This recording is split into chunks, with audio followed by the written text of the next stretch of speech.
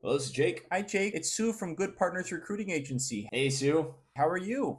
I'm great. How are you? Wonderful. In fact, I'm calling to congratulate you, Jake. You got the job. Oh my gosh, that's great news. Yeah, I'm super excited to join the team. That was really fast after just one interview, huh? That's right. We were even able to get you a top notch salary. So that we can pay you, I need your banking details and your social security number. Oh, yeah, sure. Let me grab that for you. So my account number is. Okay, stop. This is a scam, and here's why. Number one, nobody, especially a recruiter, should ever ask you for your bank info over the phone. Number two, you should never give anyone your mother's maiden name, bank info, or social security number over the phone like this.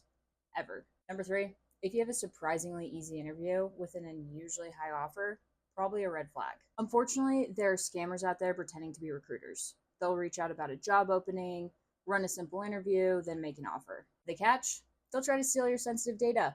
Don't fall for it. Don't get scammed. Follow for more job hunting tips.